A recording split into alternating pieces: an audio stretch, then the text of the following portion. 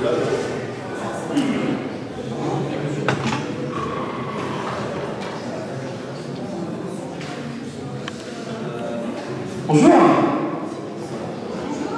Bonjour à tous. Merci d'être présents, merci d'être venus à cette première édition du premier concours national d'éloquence qui a lieu ici à Aix-en-Provence, organisé par la RES, la Fédération nationale des étudiants en sciences sociales, ainsi que par la Corpo Ecoex et le DPE droit Aix-en-Provence. Alors tout d'abord, tout petit mot avant de laisser le membre du jury distinguer ainsi que le candidat pour raconter devant vous.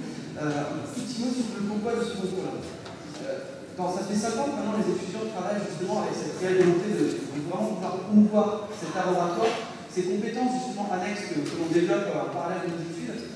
Vraiment le mot d'ordre qu'on a eu en voulant créer ce concours-là, qui fait suite un peu à ces concours locaux qu'on a développés depuis des années, c'est nos régions du talent, nos étudiants aussi. Autant le prouver justement et nous libérer des fois avec des candidats régionaux qui seront là justement pour prouver un petit peu leur aisance orale, leur façon de convaincre. Pour ce faire, voilà comment ça va se passer. Nous allons d'abord commencer par la petite finale, qui va commencer tout de suite. Petite finale avec 2 candidats qui ont chacun un sujet à imposer, avec à chacun un mot mystère qu'il faut placer. Puis nous allons passer à la grande finale qui justement va récompenser l'étudiant le plus éloquent de France. Je vous préviens tout de suite, ça va être très très sportif. Accrochez-vous à votre siège, on avait des joutes oratoires absolument magnifiques, absolument sublimes, que ce soit entière en phase de qualification ou hier en demi-finale. On s'est vraiment régalé que ce soit de membres du jury ou de spectateurs. Donc préparez-vous, ça risque d'être grand, ça risque d'être beau, ça risque d'être très éloquent.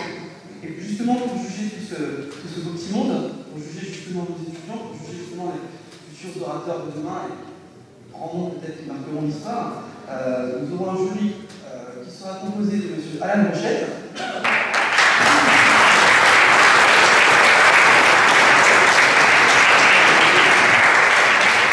Alain est doctorant à l'Université d'Avignon, qui fait le plaisir d'être là et qui est élu au Conseil régional économique, social et environnemental. Nous avons Mme Aurélie Dor.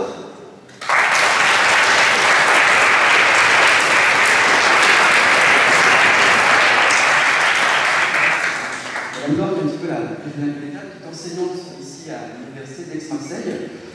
Nous aurons M. Laurent Pitt.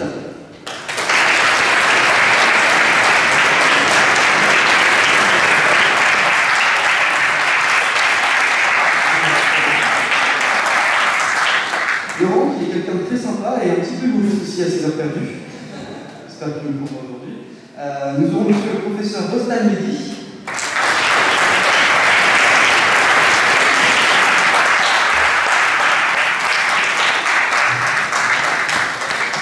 Professeur de droit à l'université, là aussi d'Aix-Marseille Université. Nous aurons monsieur Patrick Le Carolis.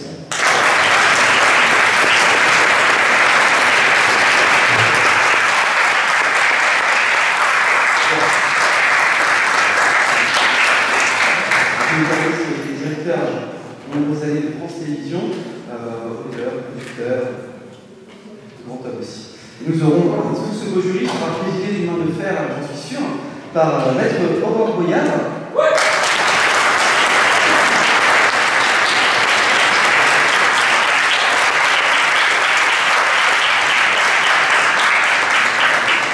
Maître Aurore Boyard qui est avocate au barreau de Toulon, ainsi qu'enseignante à l'Université de Toulon et surtout auteur de cet ouvrage que je vous conseille, qui s'appelle La vocation en l'apostrophe. Vous ne vous rendez compte pas en lisant justement ce très bel ouvrage. Merci à du jury d'être présent. Je pense que votre objectivité, vos critiques, que ce soit acerbe ou enveloppantes, seront les bienvenus pour les candidats. Et justement, nous avons un jury, nous avons un public, nous avons le magnifique techno. Vous pouvez nous suivre en direct sur Twitter aussi, c'est possible. Mais maintenant, parce qu'il faut des candidats, donc du coup, à l'issue de différentes phases qualificatives, disqualificatives, 2 candidats du coup ont eu la chance de se hisser en petite finale, pardon. Donc le premier est un petit peu le régional de l'étape. C'est également qualifié hier dans une poule de 3 où c'était très disputé. C'est M. Canoyan.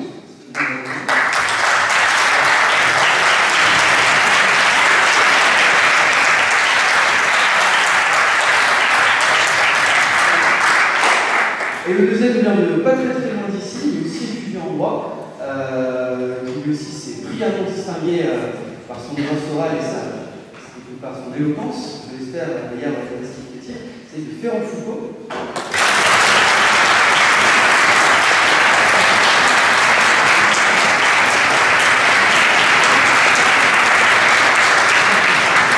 Qui portera donc les couleurs de l'université d'Avignon. Très bien. Du coup, maintenant, le sujet. Alors, le sujet, effectivement, c'est ce qui nous manque un petit peu maintenant, si on regarde le jury. Le sujet est très simple.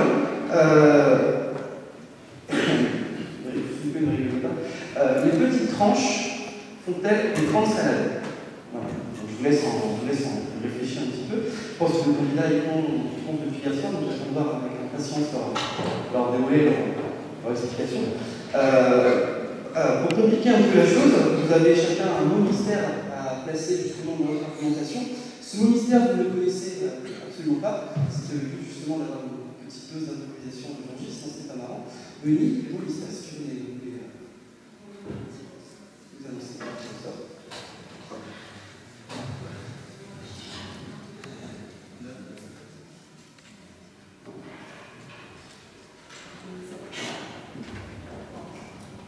Le ministère de Ferrand Foucault sera dense.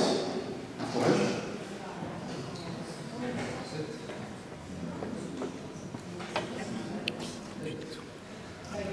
Et le ministère de l'autre auteur sera paillette. Je vous laisse maintenant beaucoup la parole à l'assesseur qui sera un peu la maîtresse du temps, la maîtresse du règlement, qui va du coup tirer au sort les candidats et ainsi veiller au bon déroulé de la journée. Merci et que l'éloquence soit.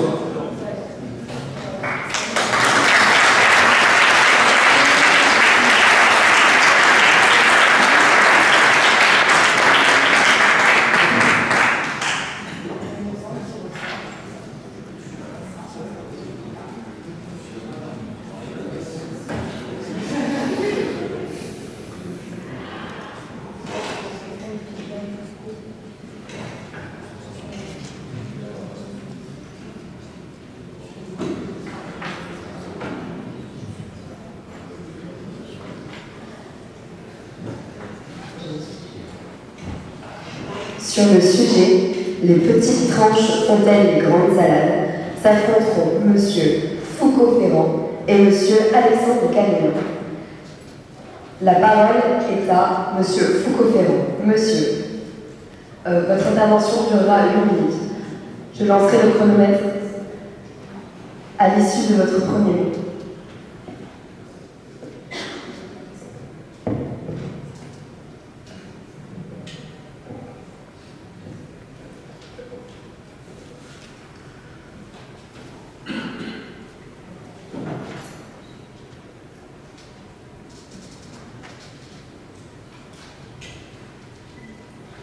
Mesdames, Mesdemoiselles, Messieurs,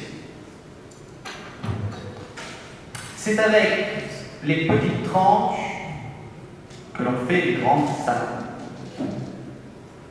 De cette expression hautement gastronomique, nous percevons d'ores et déjà un parallèle.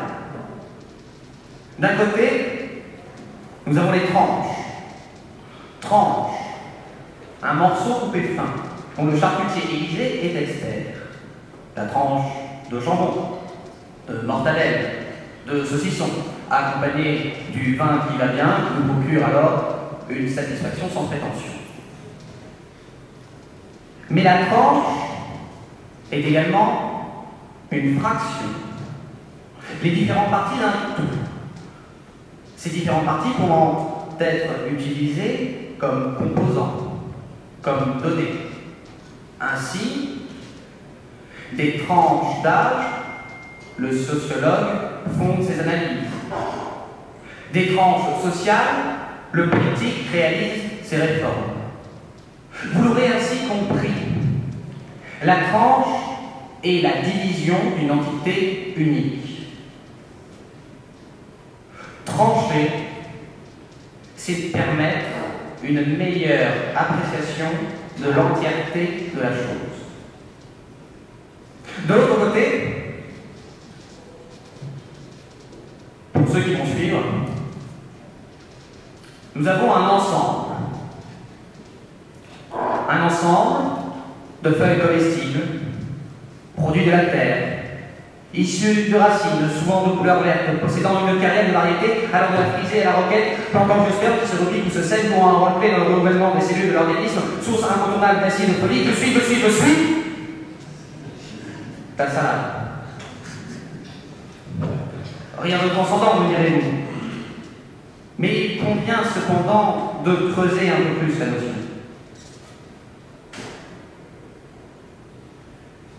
La salade est un mélange, un ensemble, un melting pot de corps divisés, les tranches.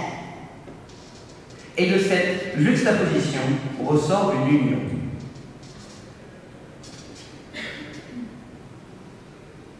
Ce serait avec les petites tranches que l'on fait les grandes salades.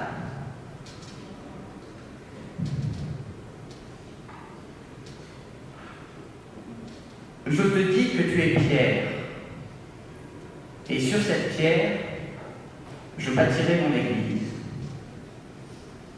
De cette parole du Nouveau Testament, nous pouvons également ajouter la pensée de Saint-Exupéry. La pierre n'a pas l'espoir d'être autre chose que pierre, mais de collaborer. Elle s'assemble et devient temple.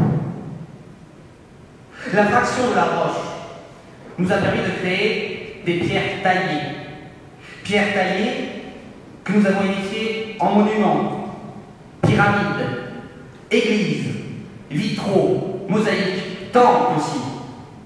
Ces grandes salades de l'humanité qui demeurent depuis des siècles, traversant les âges. Et là est le génie, mesdames, messieurs. La découverte de l'équilibre. La recherche d'une symbiose. L'harmonie. Harmonie. Harmonie. Émission simultanée de sons différents, dans son sens premier. Des sons différents. Do. Do, ré, mi. Do, ré, mi, fa, sol, la, si, do. De toutes ces notes de musique, dénuées d'intérêt lorsque nous les considérons seules, prises isolément. Qu'avons-nous aujourd'hui? Nous avons les concertos de Mozart, la 5e de Beethoven, la bande originale d'Ascenseur pour l'échafaud de Miles Davis, Painting Bag des Stones, Thriller de Michael Jackson, Strass et paillettes de Booba. Bon, il faut tout de même reconnaître, toutes les unions ne sont pas nécessairement parfaites. En même temps, qui suis-je pour juger des goûts et des couleurs? Comme disait Roland Le Tourneux, la musicologie est à la musique ce que la gynécologie est à l'amour. Profond, n'est-ce pas? Amour. Parlons justement d'amour. Comment tombons-nous amoureux? Qu'aimons-nous chez l'autre? Il est de coutume et d'usage de dire à la personne « je t'aime ». Mais je t'aime, c'est finalement une synthèse, car un raccourci. Car ce que j'aime, c'est son regard, son sourire, son rire, son humour, sa simplicité, la complicité que j'ai avec elle. J'en viens même aussi à aimer ses défauts, ces petits riens qui m'irritent, mais me font sourire. ces petits riens qui font d'elle, de cette personne, ce qu'elle est. Belle, bien sûr, belle comme notre histoire. L'amour, c'est une alchimie de deux corps différents qui, avec le temps, au fil des étapes, forment un équilibre, une symbiose. En somme, un nous. Bien entendu, l'amour, comme tout élément, comme tout aliment, est également potentiellement périssable. À travers le prisme des grands édifices de la musique ou encore de l'amour, il est aisé, nous l'avons vu, de voir en quoi les petites tranches forment les grandes salades. Mais on peut encore élargir cette réflexion plus au fondement de notre société. Prenez la démocratie. Nous sommes des individus, des citoyens, nous votons.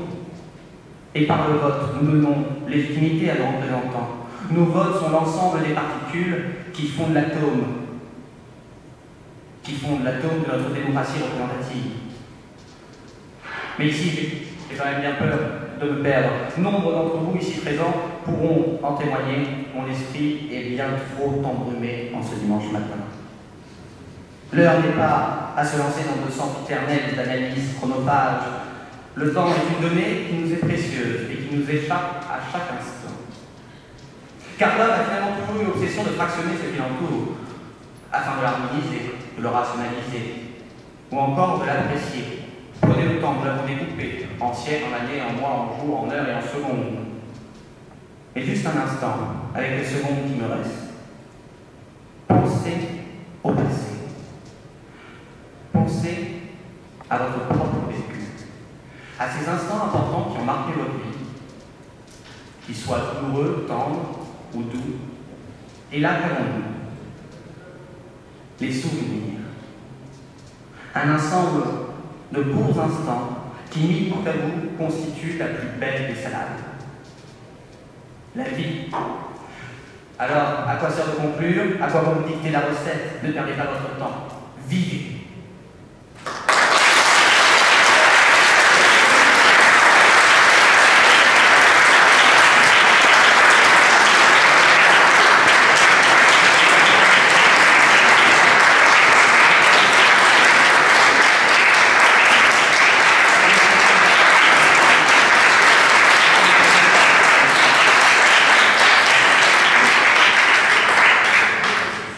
La parole est à Monsieur Alexandre Cameron.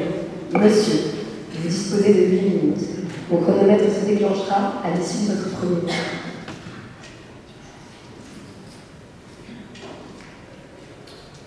Salus populi suprema lex esto. Le bien-être du peuple sera la loi suprême. La devise du Mississippi gagnée en ironie ce samedi d'été 2014. L'air est lourd, mais Michael est enthousiaste. Il est en chemin pour voir sa grand-mère et il est fier. Rares sont ceux dans sa famille qui entrent à l'université. Son ami Dorian et lui marchent au milieu de la route, désert cette heure-ci, et Big Mike, comme nous l'avons le surnommé, ne s'attendait pas à mourir pour cela. Protéger et servir, voilà notre devise. Qui a pris des accents ironiques ce jour-là? Darren Wilson, pourtant, portait cette devise sur son badge alors qu'il vide le chargeur de son fusil sur Michael. Mesdames, Mesdemoiselles, Messieurs, membres du jury, vous avez tous entendu parler de ces événements. La mort de Michael Big Mike Brown allait déclencher plusieurs mois d'émeutes dans la ville de Ferguson. Alors, veuillez m'excuser, vous me donnez un sujet sympa, un peu fun, et moi je viens vous mettre le bourdon. Lorsqu'on vous parle de faire des grandes salades avec des petites tranches, on s'attend plutôt, je ne sais pas, à entendre une parodie de Masterchef ou je ne sais quelle autre production télévisuelle hautement intellectuelle, c'est Patrick. Mais non, au lieu de vous raconter des salades, je mets les pieds dans le plat. Des morts, du racisme, des émeutes et même pire, du latin. Bref, je donne à fond de pathos, je viens de mettre un mot grec. La ministre de l'Éducation va en faire une syncope. Mais pourquoi? Pourquoi est-ce que j'ai décidé d'être aussi chiant aujourd'hui? Le lien de son roi semblera peut-être ténu, mais je veux vous parler de communautarisme. Alors, si traditionnellement la société américaine mettait en avant la notion de melting pot, sa politique d'intégration se fait aujourd'hui par une autre image, celle du salad bowl. Il faut dire que l'idée de melting pot était assez naïve. Elle tend à dire que le temps passant, les différentes communautés d'une nation allaient se diluer dans la masse générale jusqu'à ce qu'on ne substitue finalement plus qu'une culture, celle d'origine, notez les trucs guillemets. Bref, sous les airs de bisounours, on a un beau fantasme de wasps. Les wasps sont les white anglo-saxon protestants, bref, les enfants difformes de nos perfides cousins d'Albion. Le salad bowl, notez l'accent, est beaucoup plus politiquement correct. Le principe est simple. Il était une fois un beau pays nommé les États-Unis. Des générations d'immigrants venus de tout horizon étaient venus le peupler. Il était impossible de déterminer une culture homogène. La société est constituée de plein de petites tranches, s'ajoutant les unes aux autres, complémentaires et heureuses, comme une belle salade niçoise, mais avec du cheddar et du bacon, beaucoup de bacon, parce qu'il ne faut pas déconner, on est aux États-Unis. Mais voilà, si certains n'avaient pas besoin de notions aussi bien imagées pour se rendre compte qu'il s'agissait là, ni plus ni moins d'un échec, les événements de Ferguson montraient au monde entier ce fait. Le meurtre d'un Big Mac brisa le salon. Mais nous serions bien naïfs de nous limiter à l'exemple américain. Après tout, nous avons un nombril. Je vous invite tous à le regarder. Regardons notre nombril de français, la baguette sur l'épaule et le béret sur la tête. Retournons un peu en arrière. L'Empire romain avait bien une belle Aquitaria. Alors vous en doutez, Aquitaria, c'est du latin pour dire salade. Je sais juste achever Madame la ministre si elle nous écoute. Il faut dire que l'Empire était le principe même du multiculturalisme. Gaulois, Parthes, Égyptiens, Daces et bien d'autres peuples vivaient le cœur de l'Empire. L'Europe, et bien plus, était unie. C'était une Europe extraordinaire, soit une Europe où l'Allemagne n'existait pas encore. C'était avant tout une zone de stabilité. Les Romains avaient un système d'intégration simple, élégant. Les peuples étaient à ce moment-là majoritairement polythéistes. Ils établissaient alors des analogies entre leurs dieux. Jupiter, Zeus, Ra, même combat. Si nous avions les mêmes dieux, nous sommes alors amis. Tu peux venir prier dans mon temple, pas de problème. Maintenant, vient cette communauté qui a un dieu un peu bizarre. Pas de correspondance. Pas de problème. Regarde l'ennemi, tu peux prier au temple du dieu inconnu. Une belle classe administrative. Les romans d'administration, nous les remercions pour ça. Bref, avec toutes ces belles tranches, on faisait une magnifique salade, restée aujourd'hui populaire sous le nom de salade César. Et puis, les Romains firent l'erreur fatale du Grand Empire, mettre un pied au Moyen-Orient. Dans un premier temps, pas de difficulté, certes, les Juifs n'adhéraient pas au système, un seul jour, ça fait tâche. Mais au fond, ils ne gênaient personne. Encore une fois, l'Allemagne n'existait pas encore, j'adore l'Antiquité. Il ne gênait personne puisqu'il s'agit de l'une de ces rares religions qui n'a jamais cherché à convertir de nouveaux royaumes. La suite, vous la connaissez, le christianisme débarque et c'est la fin des règles. Pénurie complète, la recette de la salade César n'a plus changé à jamais. Et pourtant, malgré l'échec du melting pot, malgré Ferguson, malgré les monothéistes ingrats, ces ministres de l'éducation qui n'aiment pas le latin et malgré l'existence de l'Allemagne, je continue à croire en l'intégration. L'intégration dans son sens le plus beau, c'est-à-dire celui de fusion sans disparition, celui de l'apport, de l'enrichissement. Et c'est là que nos analogies gastronomiques trouvent leurs limites. Au bout d'un certain temps, si vous continuez à ajouter sans cesse des ingrédients à une salade, cela deviendra simplement immangeable, alors qu'une société gagnera toujours à enrichir sa culture. Peut-on être naïf au point de croire que les nations sont apparues un beau jour avec un peuple 100% d'origine contrôlée? L'histoire tient plus de la pâtisserie. C'est un millefeuille un peu confus. Dois-je rappeler que la Provence, où nous sommes aujourd'hui, n'est qu'une tranche de la salade française depuis le XVe siècle, la Savoie depuis le XIXe? Je suis français. Je me sens français. Pourtant, j'ai des petites tranches italiennes et arméniennes. Au niveau de l'assaisonnement, c'est n'importe quoi. Vous avez en même temps une sauce catholique, une pincée orthodoxe et un bon supplément anticaïco-primaire. Mes petites tranches n'ont sûrement rien à voir avec les autres. Nous sommes tous différents à ce sens-là. Et pourtant, nous avons tous la même grande salade, une salade française. Alors vive la France, vive la République et vive les petites tranches. Merci.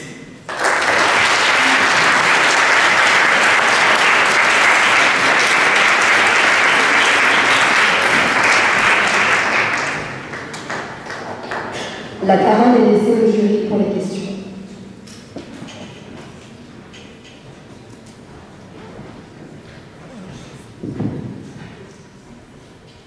Bien, je voudrais moi exprimer un regret pour ces questions.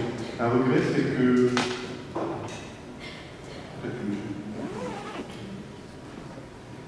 vous n'avez à aucun moment cité Bourvil. Je trouve que c'est dommage. Vous n'avez à aucun moment cité Bourvil, et c'est dommage. La question, c'est, vous avez parlé d'intégration. Intégration ou assimilation? Vous faites une différence entre les deux. Je parle principalement d'intégration pour une raison simple, c'est que j'essaye d'avoir une vision historique de l'Europe, du monde en manière générale. Mon arrière-grand-père était un réfugié arménien qui avait fui le génocide du siècle. Aujourd'hui, je n'ai que relativement peu de choses d'arménien. J'ai un nom, j'ai quelques cultures, un peu de mots, voire un peu de nourriture. Pas une salade, c'est... Donc, je considère que mon grand-père a fait d'énormes, mon arrière-grand-père a fait d'énormes efforts d'intégration. Je lui suis reconnaissant pour cela, et c'est pour cela que j'essaye de déformer le sujet aujourd'hui pour en parler. Merci.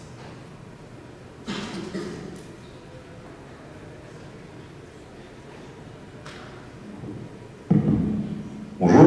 Oula, ça va? Alors, excusez-moi, c'est qui parle en premier? C'est Foucault ou c'est Alexandre? C'est Foucault.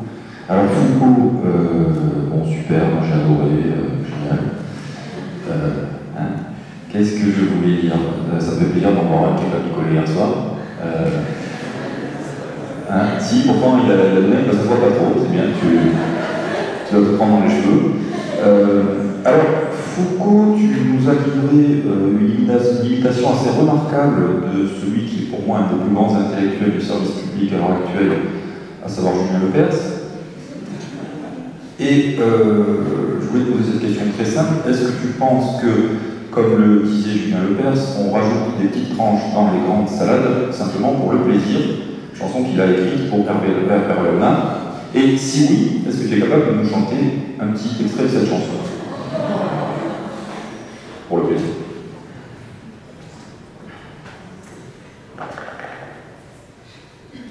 Alors, je vais directement passer à la deuxième partie de la question. Merci.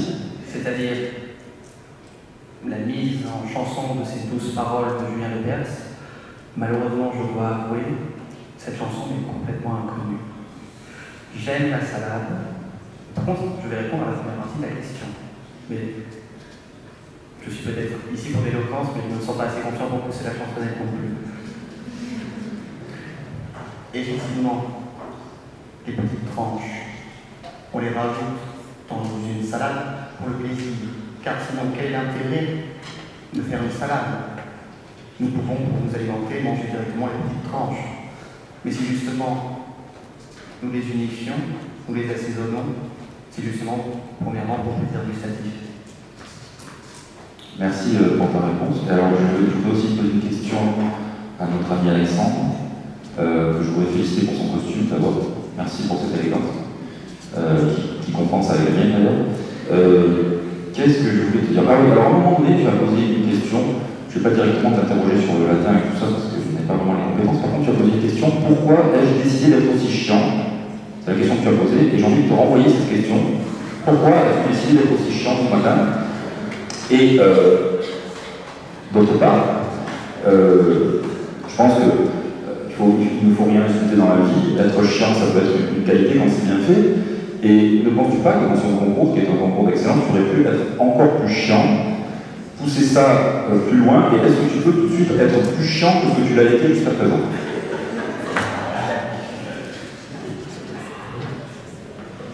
Être plus chiant que je l'ai été jusqu'à présent, c'est un défi déjà. Pourquoi est-ce que j'ai décidé d'être chiant? La réponse est simple, j'ai commencé déjà à donner mon réponse un peu plus tôt. C'était un sujet qui me tenait à cœur, même si je l'ai complètement déformé. Secondement, lorsqu'on donne un sujet aussi absurde, qui tend directement vers le comique, je trouvais ça plutôt sympa de pouvoir le tirer justement vers quelque chose de plus sérieux.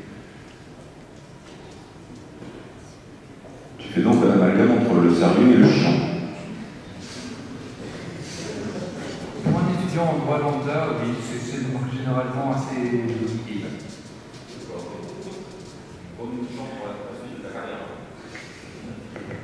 Merci.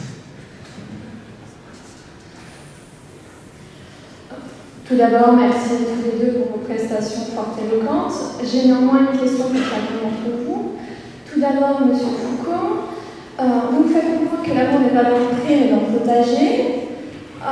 Du coup, que penser des tranches fiscales sur l'impôt sur le revenu? Doit-on comparer l'administration fiscale comme un lapin à la coupe de salade?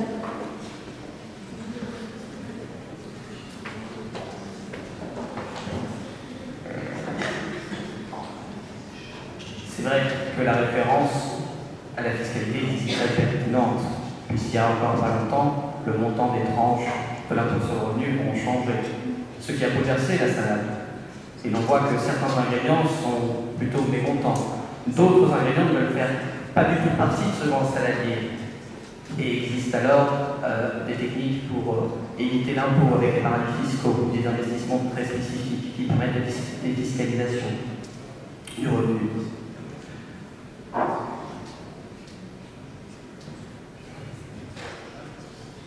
C'est effectivement, la fiscalité est effectivement un ensemble de petites tranches qui forment une salade, puisque la fiscalité, ce sont des règles juridiques qui sont mises en place afin que l'État fonctionne. L'État est lui-même, j'ai voulu l'expliquer, un grand saladier composé d'individus. On en revient même à la théorie du contrat social, ou le Léviathan de Hobbes. Les individus ont coupé une partie d'eux-mêmes en tranches, une partie de leur souveraineté. Tous les individus ont passé un contrat entre eux, et l'assemblage des souverainetés individuelles, ces différentes tranches qu'on nous propose, a formé la souveraineté collective, l'État.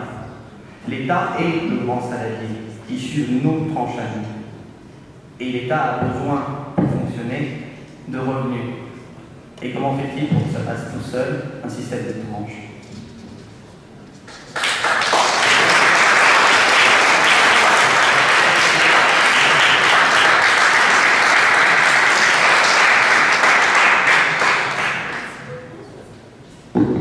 Merci. Maintenant, une question. Question qui va être volontairement un peu provocatrice, puisque vous commencez vos propos en parlant de la lutte des Noirs. Néanmoins, la Scarole n'était pas blanche à son sang. Excusez-moi. Désolé. Alors, je fais du coup une précision. Vous commencez vos propos en parlant de la lutte des Noirs. Néanmoins, la Scarole, qui est une salade, n'est-elle pas blanche en son centre?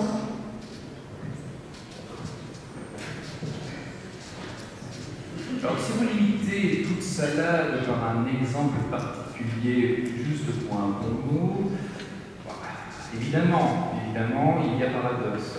Mais en même temps, il me semble avoir à aucun moment de ma prestation ni le mot noir, ni afro-américain, ni strictement rien. Je n'ai fait aucune référence à des dire aux races, aux ethnies. J'ai parlé d'origine, j'ai parlé. Alors, évidemment, là je suis mauvaise foi. Pourquoi? Parce que j'essaie de gagner du temps.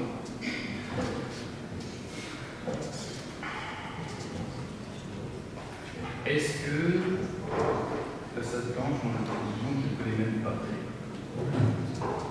Eh bien, non, monsieur le prof. Vous êtes organisé autant, mais là, je ne vous demande pas.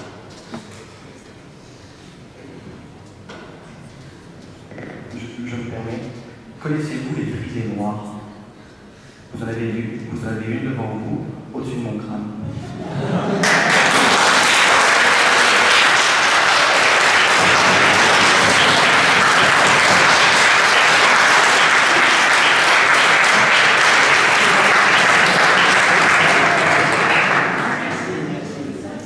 Merci messieurs pour ces belles prestations.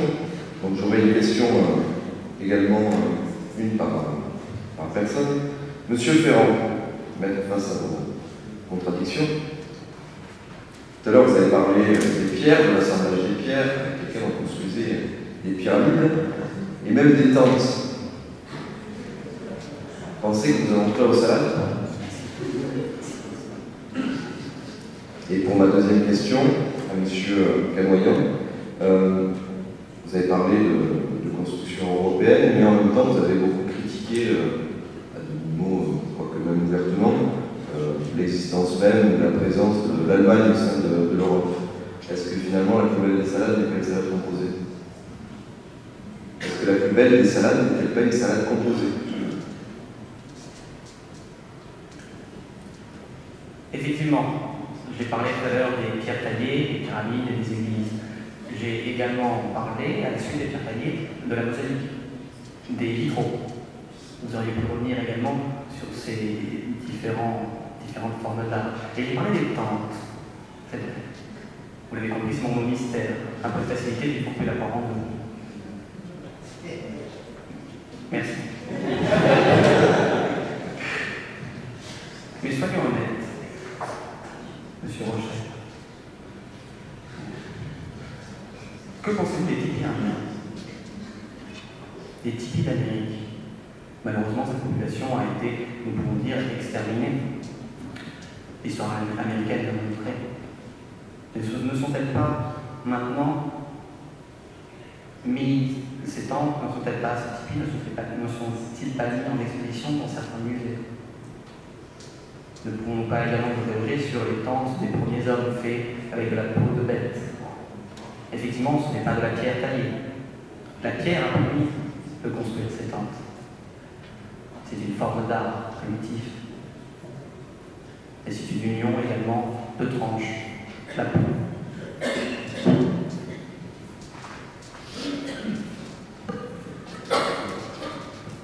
Lorsque vous testez une recette, que vous essayez vous-même d'ajouter des ingrédients, il arrive parfois de se rater. Lorsqu'un ingrédient revient systématiquement vous embêter, vous avez tendance à l'enlever.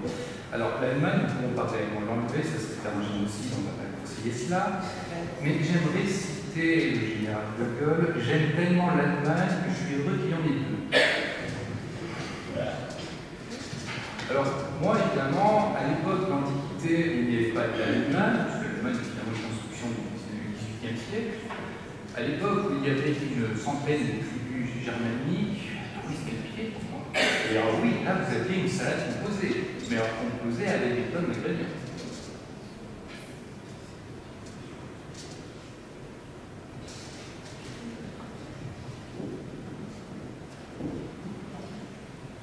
Bon, le jury n'a plus de questions à poser. Merci messieurs pour vos prestations. Nous allons maintenant nos petits épaules délibérés.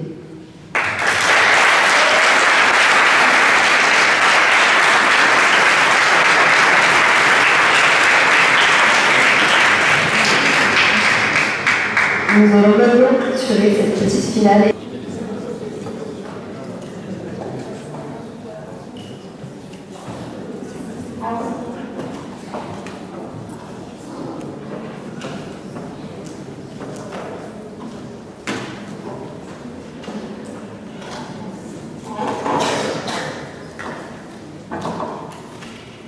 Bonjour à tous.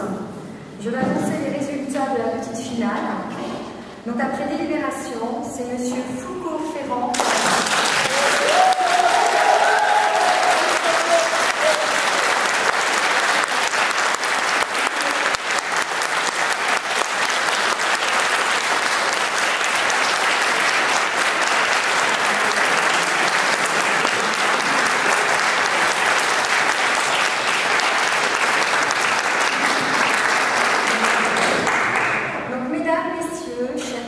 chers confrères, je suis extrêmement heureuse de vous accueillir dans ces lieux et de présider ce premier concours national d'éloquence avec un jury dont la composition est exceptionnelle.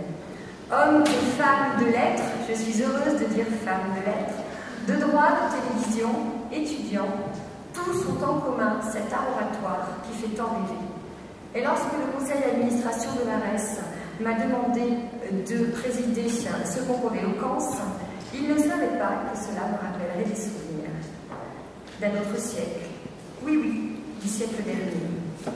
J'ai eu la chance d'être lauréate de la conférence du stage du barreau de Toulon, qui est le concours d'éloquence, qui voyait s'affronter lors de plaidoiries les jeunes stagiaires ayant fraîchement intégré le barreau. Naïvement, à l'époque, je pensais, comme tous, que l'éloquence était la qualité première qu'il fallait pour être un bon avocat.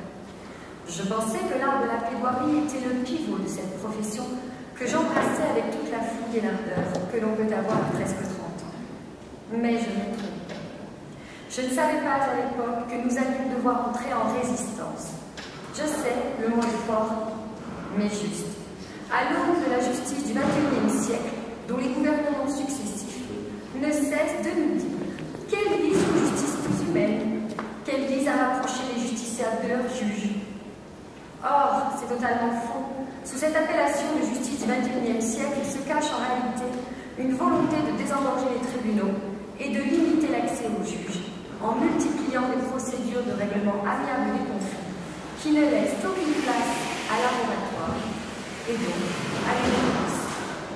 Déjà, nous autres avocats sommes contraints de résister face à des magistrats, souvent en appel, qui nous demandent d'être brefs, et dont certains vont jusqu'à vouloir minuter nos interventions pour gagner du temps. Ils craignent les minutes d'avocat, et ils n'ont pas tort. Une minute d'avocat représente environ 10 minutes. Celle des avocats parisiens, le double. Imaginez la crainte d'un magistrat lorsqu'un avocat lui dit qu'il ne plaidera que 10 minutes. J'ai souvenir d'avoir été contrainte d'interrompre à de multiples reprises une plaidoirie face à des magistrats qui discutaient entre eux. Du dossier m'apprirent-ils lorsque j'aimais, ils se rendirent compte que je ne continuerai que lorsque j'aurai toute leur attention. La plaidoirie se termina en conversation interactive sur le dossier que je plaidais. Émile Garçon, célèbre avocat pénaliste, avait dit à un magistrat qui voulait limiter son temps de parole: je plaide debout et en français, lui signifiant ainsi que sa plaidoirie étant accessible, il plaiderait le temps qu'il voudrait. Plus récemment, un pénaliste réputé dit à un président de cour d'assises: il est midi, monsieur le président. Lequel président, étonné, lui répondit: pourquoi vous me dites cela, maître?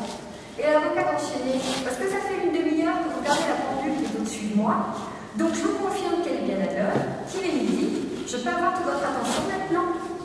Et oui, l'éloquence peut parfois prendre la forme de la pertinence.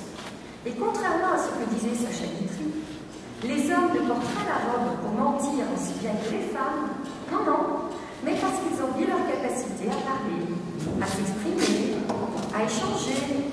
Parce que les femmes peuvent parler pendant des heures des sujets qui leur tiennent à cœur et qu'elles savent être convaincantes pour obtenir ce qu'elles veulent. N'est-ce pas, messieurs? Mais pas que. Car plaider, c'est aussi convaincre. Et je veux vous voir en public vibrer, réagir, vous voir passer par toutes les palettes des émotions.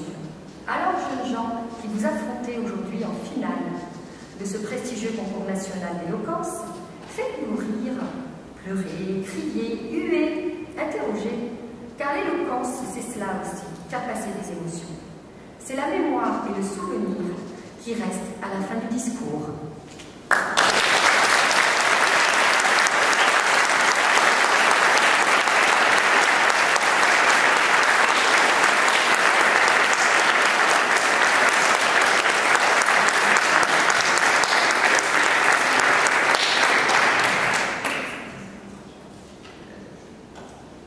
Nous annonçons le début de la grande finale. Les mots mystères vont être tirés au sort.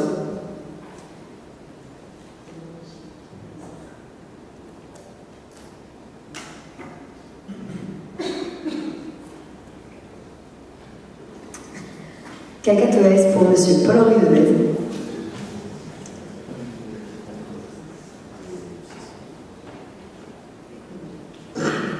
économe pour monsieur Yann Carcret.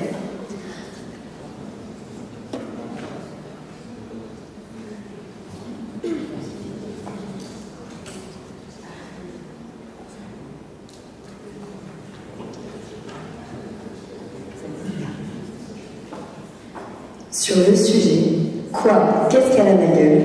s'affronteront monsieur Paul-Henri Devez et monsieur Yann Carcret.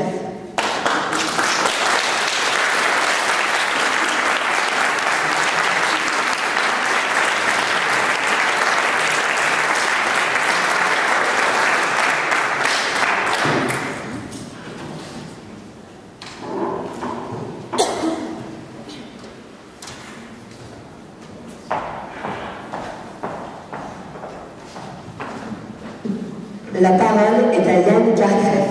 Monsieur, vous disposez d'un temps de 8 minutes. Mon chronomètre se déclenchera au premier mot de votre intervention. Paul-Henri, si tu savais tout le mal que l'on me fait avec ma sale gueule, oui, ma sale gueule. Aujourd'hui, quoi ma gueule, qu'est-ce qu'elle a ma gueule, réserve-moi comme une revanche que je prendrai sur la vie. Une vie qui jusqu'alors m'a fait des faux espoirs, des faux semblants, des faux fillons et parfois même, j'ose le dire, des faux papiers. Alors aujourd'hui, je ne plaide pas sans conviction. Aujourd'hui, je crois, aujourd'hui, je défends. Oui, défendre, c'est dans mon sang, une affaire de famille. Au risque de vous ennuyer, à propos de mes histoires personnelles, permettez-moi de vous apprendre que Cartref, en vieux patois breton, signifie ferme fortifié. Alors oui, prenez garde, car il sera difficile de prendre d'assaut, à moins que vous ne leviez mon humilité. Bref, revenons à nos moutons, malgré cette gueule, je garde espoir. Combien de grands de ce monde n'ont-ils pas réussi avec ce que ce matin nous pouvons tous appeler une sale gueule? Gardons espoir, oui, je dis gardez espoir, car il me semble voir, au-delà de ce pupitre, quelques frères d'âme. En revanche, vous autres les beaux, ne vous reposez pas sur vos lauriers, restez en alerte.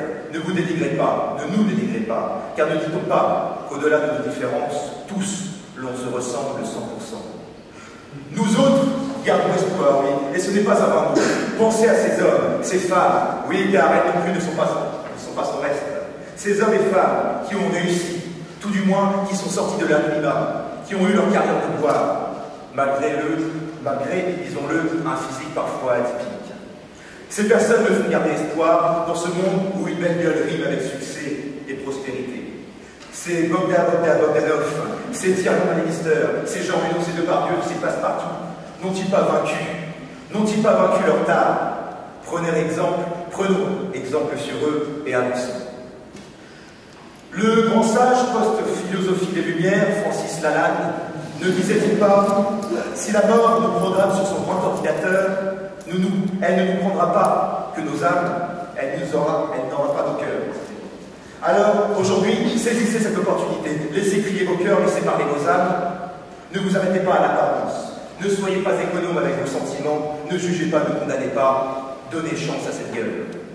Mesdames, Messieurs, si une nuit seule désœuvrée à la limite de l'irréparable, vous vous remettez en question, alors rappelez-vous. Oui, rappelez-vous que derrière chaque grenouille se cache un prince, que derrière chaque prince se trouve un château, que derrière chaque château se trouve une princesse. Une princesse, oui, et Dieu sait qu'il y en a ici, j'en vois quelques-unes, des vertueuses, des plus mûres, des plus pures. Alors, oui, peut-être, mais gardez l'espoir. S'il le faut, je leur demanderai, qu'est-ce qu'elle a la gueule? Quelque chose qui ne va pas, quelque chose qui ne vous revient pas. Donnez une chance aux sa gueule, car pour elle, c'est gueule cassée, pas de loto. C'est vous qui choisissez. Alors je pense à tous ces prêcheurs du bon goût, car ce sont eux qui nous rabaissent, qui nous molestent, qui nous étouffent dans les carcans de l'uniformité.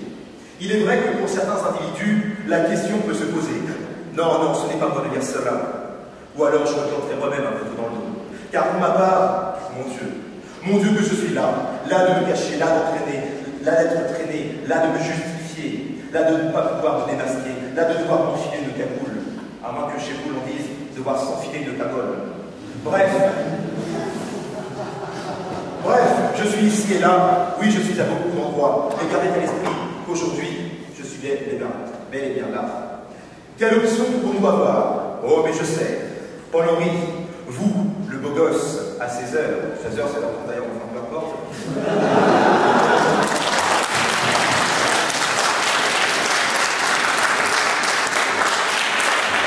Montrez-moi le chemin. Vous en avez la carte. Montrez-nous comment, mais pitié, sans pour autant moraliser. Saisissez la main que nous vous tendons afin que vous puissiez nous hisser sur cette péniche qui vogue sur le fleuve du Congo. Et si vous refusez, vous n'avez pas le temps, alors nous en remettrons au jury qui, quoi qu'il arrive, aura le dernier mot. Honorable et excellentissime membre du jury, pitié, soufflez-nous votre secret. Comment faites-vous?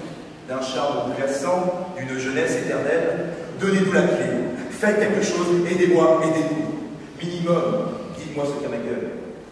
Ou alors sinon vous, nouveaux frères d'ici et là, du nord et du sud, de l'est et de l'ouest, vous qui, déjà, m'avez prêté cette cravate, cette chemise, ce pantalon, cette veste, ce caleçon, vous qui contribuez indirectement à cette plaidoirie, j'espère que vous vous rangerez derrière ma bannière quand il s'agira de défendre nos sales gueules. Peuple du Nord, serez-vous là? Attention, war is coming. À propos de la langue de Shakespeare, me vient une citation qu'avait dite Michelle Obama à son ami Jackie Kennedy. Elle disait « Beauty is a plant that grows quickly once it has been brought ». Pardonnez mon accent, qui explique en partie mon 5,3 de moyenne en anglais, je vais tout de même traduire. La beauté est une plante qui croît vite une fois qu'elle a pris racine. Comprenez où je veux en venir. La beauté sommeille en chacun de nous. Seule celle qui réside dans chacune de nos têtes, même dans la plus sale des trognes, cette beauté intérieure, mesdames, messieurs, germera à l'instant même où vous commencerez vous-même à y croire. Oh oui, que c'est beau, merci. Merci Michel et son ami, merci Jackie Michel.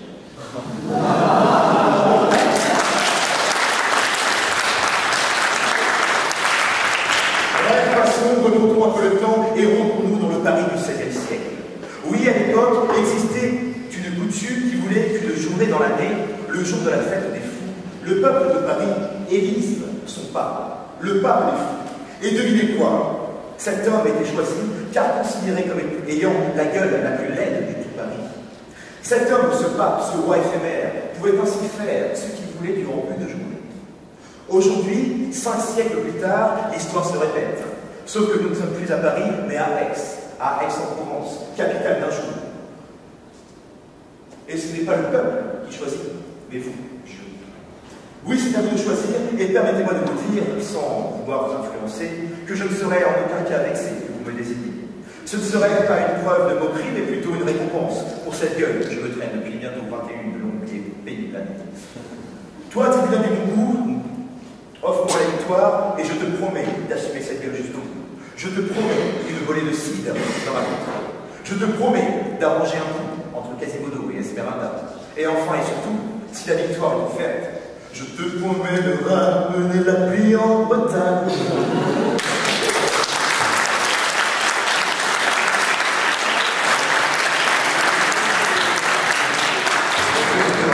Qui a allumé le feu?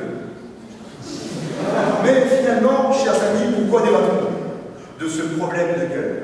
Savoir ce qu'elle est, ce qu'elle vous transmet, ce qu'elle vous fait ressentir, finalement, n'est-ce pas une histoire, un conflit, une mésentente de plus qui s'ajoute aux méandres de l'humanité qui perd son goût de l'amour, son amour du goût, ici Amora. Car le débat est vain. La gueule, la beauté de cette gueule est subjective. Qui osera, qui pourra prétendre détenir la réponse, la solution? À cette problématique, je ne sais pas vous, mais personnellement, personne, je pense. Alors, rabattons-nous plutôt sur le bon que sur le beau. Lui est plus souvent digne de confiance. Le célèbre canoniste, Quentin le plus hard, murmurait d'ailleurs dans sa barbe: si l'homme beau ne l'est qu'à l'extérieur, l'homme bon, lui, l'est réellement. Réfléchissez, riez, faites ce que vous voulez, mais sachez qu'elle ne vous lâchera pas du nombre. Et puis, quoi qu'il arrive, moi, je me fous bien de ma gueule.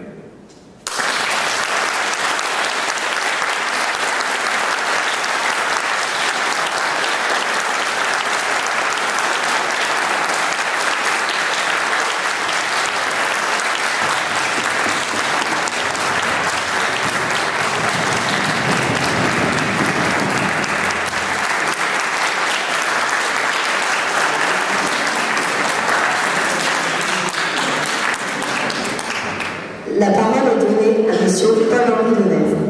Monsieur, votre intervention n'excédera 8 minutes. Mon chronomètre se déclenchera à l'issue de votre premier mot. Mesdames, Messieurs, chers membres du jury, bonjour. Quoi? Qu'est-ce qu'elle a, ma gueule? Interrogeons-nous. Pourquoi tant de haine? Il y a dans cette phrase l'annonce du courroux de mon interlocuteur. Cependant, la gueule, en plus d'être ce qui indique la bouche des animaux, revêt plusieurs sens. Ainsi, ce matin, je me présente devant vous la gueule enfarinée. Enfarinée comme la nuit blanche que j'ai passée pour tenter de vous exposer ma tête. Car oui, ce matin, nous sommes mon contradicteur et moi-même tenus à cette obligation. Mais ne me prêtez pas de mauvaises intentions. Si le sujet s'impose à nous, nous demeurons libres de notre argumentation.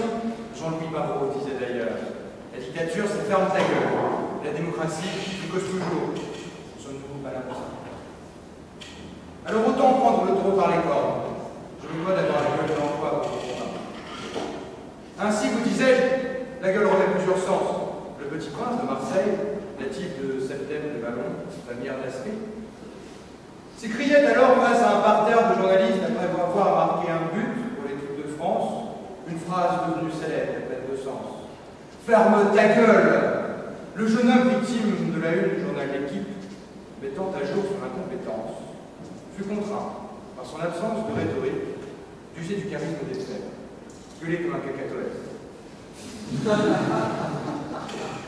Parfois, sur les rives du canal Saint-Martin, près de l'hôtel du Nord, certains hommes choisissent un mot pour exprimer leurs idées.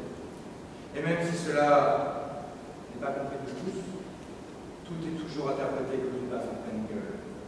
J'ai besoin de changer d'atmosphère. Mon atmosphère, c'est toi. Atmosphère, atmosphère. Est-ce que j'ai une gueule d'atmosphère?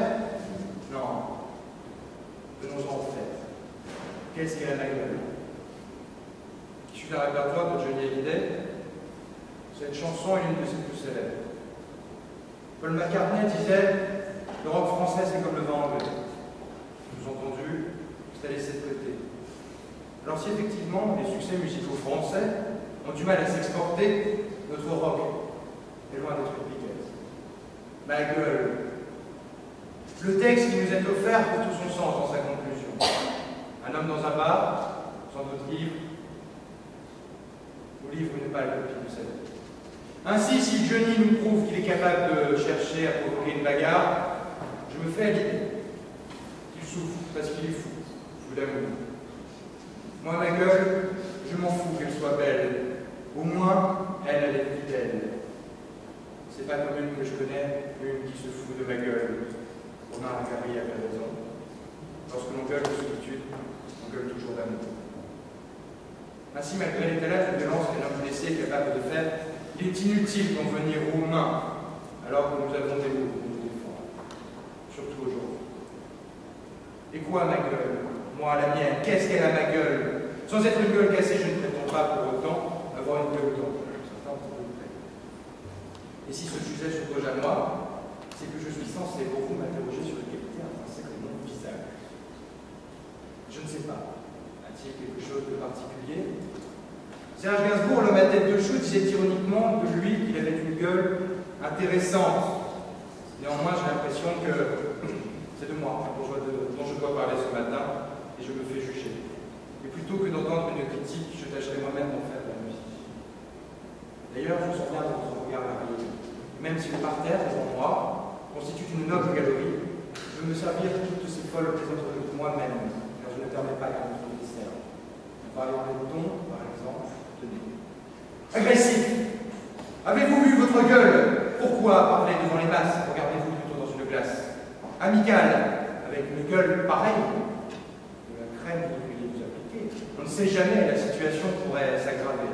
Descriptif, moche, affreux, horrible, vilain. Que dis-je, vilain? Cette gueule est nuisance, ironique. Tout au long de l'année, votre visage est une offense. Pour Halloween, vous êtes en avance. Grossier, avec votre tête, ça a dû être compliqué de perdre votre chasteté. Enquêteur, avec une telle gueule d'accusation, suivez, je ne risquerai pas de vous oublier. Marseillais, franchement, c'est tarpalais. Jette ta gueule, je me fisterai. Militaire, la gueule du canon, moins dangereuse que la tienne, pauvre con. Moqueur, avec une gueule comme la vôtre, vous seriez coupable de traiter mon con. Séducteur, et sa gueule paraissent arriver aux femmes. Ça t'a déjà été pour déclarer ta flamme? Voilà ce que certains auraient pu me dire pour me déboussoler, mais je garde le nord. Garde devant vous, j'ai conviction de ce problème. Quoi? Qu'est-ce qu'elle a, la gueule? Elle te revient pas? N'est-ce pas au final une question rhétorique? Le matin, devant le miroir, toutes les réponses à nos interrogations sont là. D'ailleurs, Mitré le dit, ils ne répondent jamais. Les yeux sont le miroir de l'âme. Le plus important, ce n'est donc pas la gueule que l'on a ou la gueule que l'on fait, mais ce qui se cache derrière. Tout le reste est que déception et fatigue. Je me suis attardé un jour à connaître quelqu'un, c'est facile. Tout le monde peut en faire autant. Face à lui, il suffit de fermer les yeux. Belle n'est-elle pas fermer les siens pour transformer la bête en un charme. Fabrice Lucchini, votre exemple dans son film La Discrète de Christian Vincent, explique que lorsque l'on regarde quelqu'un, on n'en voit jamais que la moitié. Alors, quelle que soit la gueule que l'on a, on est obligé de faire avec. Au final, ce qu'il faut se demander, n'est-ce pas le fait de savoir soi-même, quand on se regarde dans un miroir, on trouve une belle personne. Je vous remercie.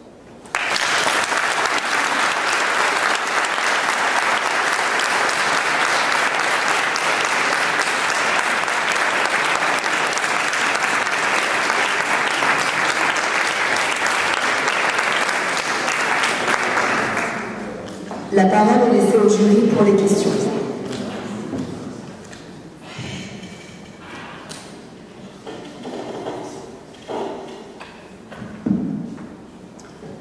Alors, bravo à tous les deux.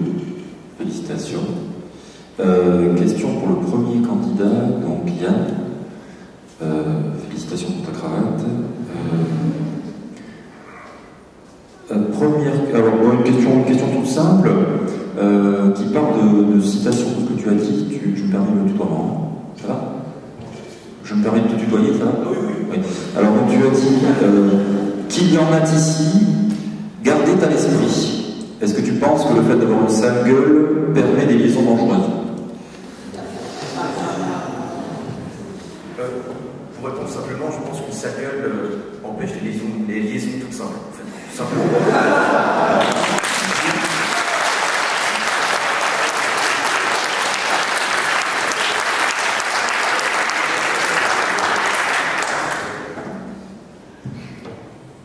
Moi aussi, je vous adresse mes félicitations.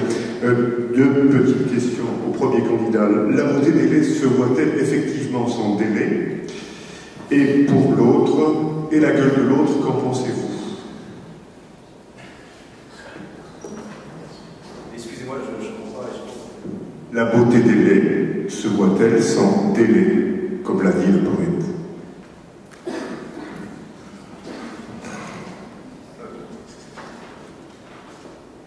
Oui, je pense qu'elle peut se voir de cette manière-là.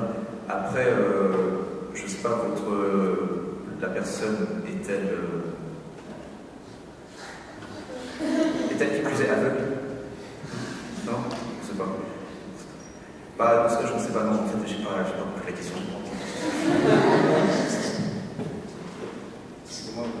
C'est tout simplement une chanson de Serge Gainsbourg que vous avez l'un et l'autre cité. La beauté délai se voit sans délai.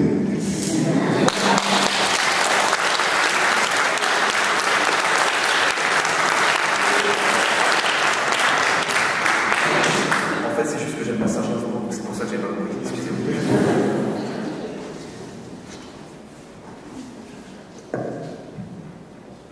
Outre la beauté, Serge Gainsbourg s'intéressait assez bien aux femmes. Alors, si la beauté se voit dans la gueule de l'autre, Gainsbourg s'intéressera à savoir si elle a des sucettes à la vis.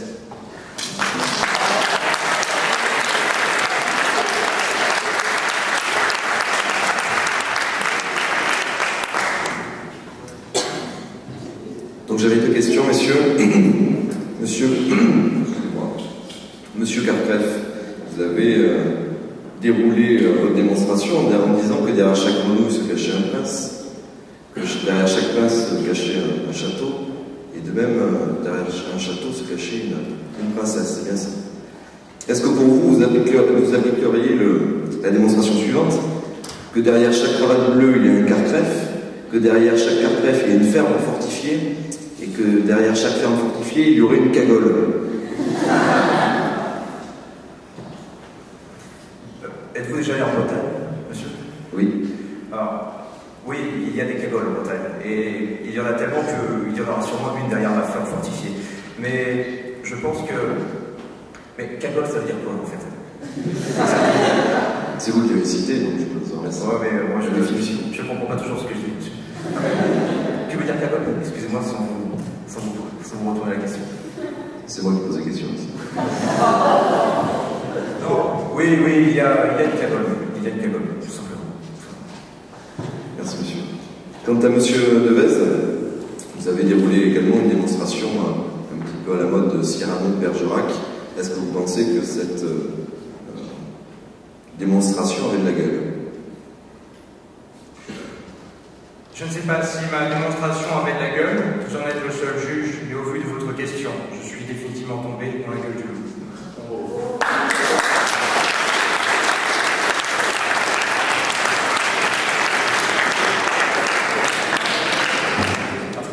Merci à tous les deux pour vos prestations.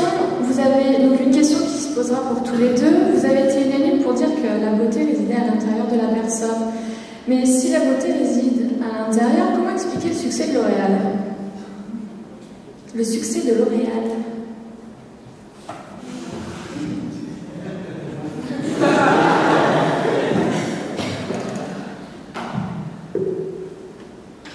La beauté ne peut se quantifier. Ainsi, L'Oréal, parce que je le vaux bien à l'intérieur.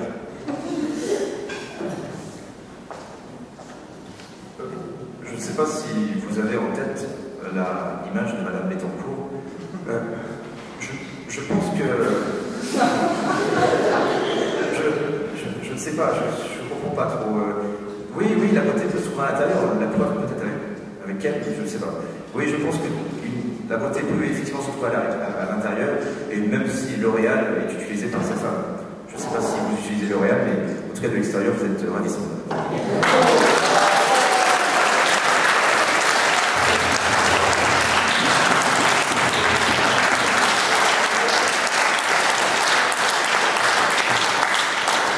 Bon, on a fini de torturer maintenant avec les questions. Nous allons délibérer. Merci pour vos deux très belles prestations.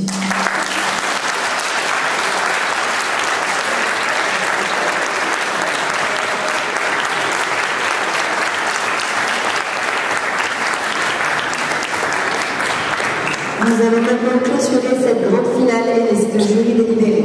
Un buffet vous attend en salle 051.